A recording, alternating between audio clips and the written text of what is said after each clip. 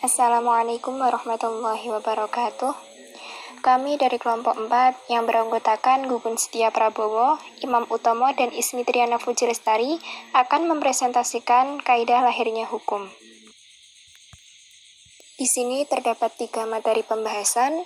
Yang pertama adalah kaidah lahirnya hukum dalam common law system, yang kedua adalah kaidah lahirnya hukum dalam statute law system, dan yang ketiga adalah pertimbangan yang legalistik, filosofis, dan sosiologis. Hukum adalah bagian dari kultur masyarakat. Dalam common law system, hukum tidak terpisah dari kehidupan masyarakat manusia. Kaidahnya adalah hukum dipandang sebagai subsistem dari kebudayaan masyarakat. Hukum lahir dan berkembang seiring dengan tingkat tahap perkembangan kecerdasan, kemajuan, dan kebudayaan masyarakat tertentu yang dipelihara dan diwariskan secara tak tertulis dari generasi ke generasi sebagai tata kehidupan yang mengatur ketertiban kehidupan masyarakat. Hukum adalah ciptaan masyarakat. Pandangan bahwa hukum sebagai subsistem budaya manusia, maka akan membawa konsekuensi lahirnya kaidah hukum, bahwa hukum lahir dan diciptakan sebagai kebudayaan masyarakat. Masyarakatlah yang sejatinya menciptakan hukum sesuai dengan kebutuhan tata tertib yang mereka perlukan pada suatu tempat dan waktu tertentu, dengan tetap mempertimbangkan bahwa hukum mengikuti perubahan dan perkembangan tempat dan waktu.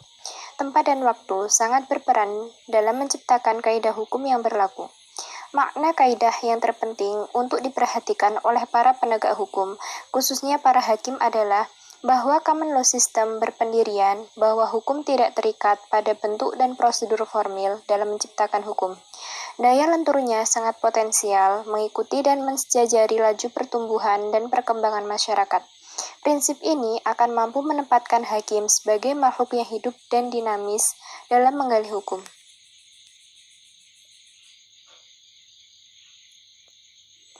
Hukum tidak memerlukan proses kodifikasi.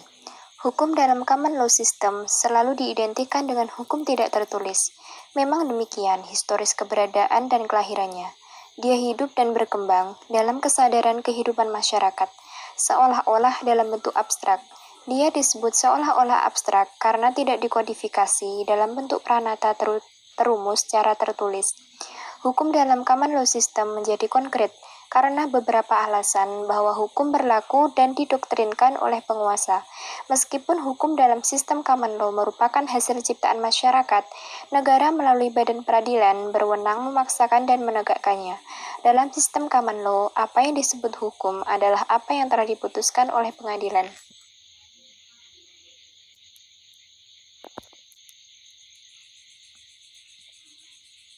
Pengenalan bentuk hukum secara konkret dalam common law system dapat ditunjukkan pada hukum yang diputuskan hakim dalam bentuk produk pengadilan, baik berupa penetapan deklaratoir, penghukuman kondemnatoir, melakukan suatu perbuatan, atau larangan untuk melakukan suatu perbuatan. Dengan demikian, yang mengkonkretkan abstraksi hukum yang hidup dalam kesadaran dan keyakinan kehidupan masyarakat adalah para hakim melalui proses peradilan. Setiap hukum yang telah dikonkretkan dalam bentuk putusan-putusan peradilan dalam pendirian common law system langsung berkapasitas sebagai aturan hukum yang berkualitas untuk diikuti dan diterapkan oleh seluruh pengadilan dalam menjatuhkan hukum terapan dalam kasus-kasus yang memiliki unsur-unsur dan sifat-sifat yang sama dengan kasus yang sebelumnya yang telah diputus oleh hakim sebelumnya.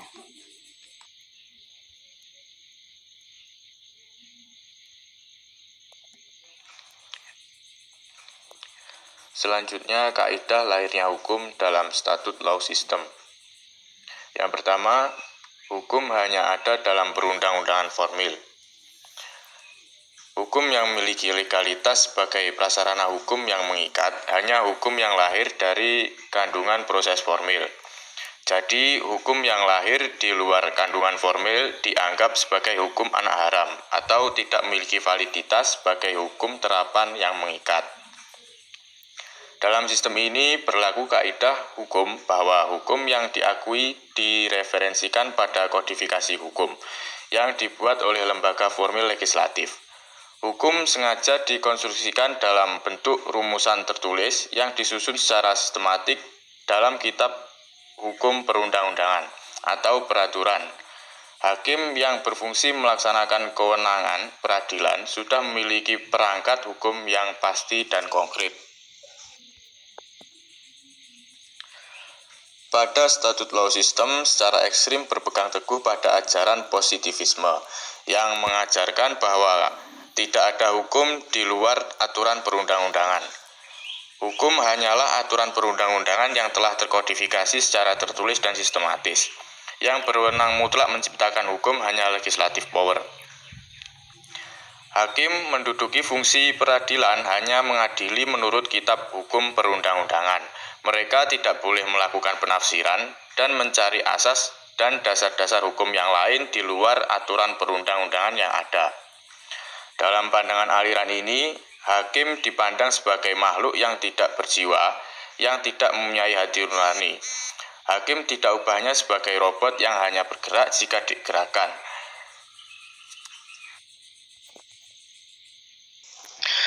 Selanjutnya, hakim hanyalah corong peraturan perundang-undangan.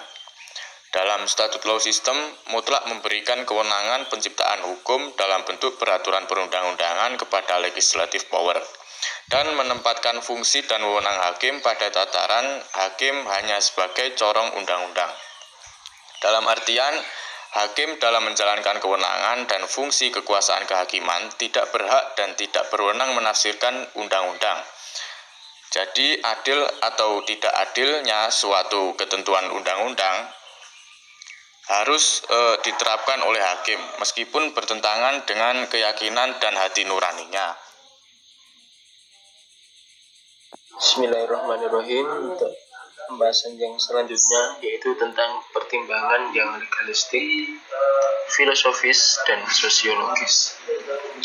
Masyarakat akademisi dan praktisi hukum di Indonesia dalam menganalisis proses kelahiran dan penemuan hukum cenderung ke arah penggabungan dua pendirian aliran common dan state law system, sehingga Indonesia menganut dua aliran tersebut. Secara kumulatif, dengan prioritas mendahulukan state law system, baru kemudian ditimbang berdasarkan pandangan perspektif filosofis dan sosiologis. Antara kedua sistem tersebut terjadi jalinan saling mengisi dalam penerapan, meskipun titik beratnya selalu mengutamakan state law system yang legalis formalis. Upaya penyusunan rancangan undang-undang sebagai salah satu kegiatan DPR hampir tidak pernah berhenti. Kegiatan itu dibarengi dengan berbagai alat penunjang, pengkajian, dan penelitian hukum oleh berbagai kalangan. Semua itu merupakan gejala adanya kegiatan dinamika upaya penggabungan hukum melalui jalur mekanisme state law system yang bertujuan untuk memenuhi amanat pasal 5 contoh pasal 20 Undang-Undang Dasar 1945. Hal ini sekaligus memperlihatkan bahwa prasarana hukum yang terpenting dan utama di Indonesia adalah melalui jalur formil perundang-undangan, sehingga secara teoritis tidak dapat dipungkiri bahwa kehidupan hukum dalam negara hukum Republik Indonesia menganut state law system. Hukum tata negara Indonesia secara tegas mengakui keberadaan dan mekanisme penciptaan hukum dalam bentuk judgment law. Di samping jalur mekanisme pembentukan hukum melalui proses perundang-undangan formil, sebagaimana yang diajarkan state law system seperti yang dikehendaki hukum tata negara pasal 5 junto pasal 20 Undang-Undang Dasar 1945, dibenarkan dan disahkan state law system melalui jalur peradilan dalam bentuk jurisprudensi. Praktek peradilan di Indonesia sejak dulu sampai sekarang tetap mengikuti jurisprudensi. Dan ilmu hukum juga diajarkan bahwa jurisprudensi itu sebagai salah satu sumber hukum. Sekalipun kedudukannya tidak sekukuh dan setegaris bagaimana pendirian state law system. Tidak sedikit putusan-putusan pengadilan yang mencari landasan hukum terhadap putusan yang terdahulu dalam kasus-kasus yang identik guna mengikuti jejak pendidikan hakim terdahulu dalam konteks proses pembentukan jurisprudensi tetap.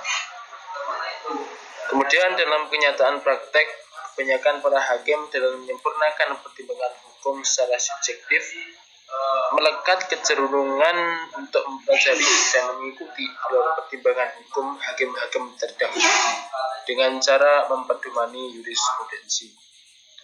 Sekian presentasi atau penyampaian dari kelompok kami. Untuk teman-teman silahkan dipelajari terlebih dahulu dan sekiranya ada pertanyaan atau ada yang belum memahami bisa ditanyakan.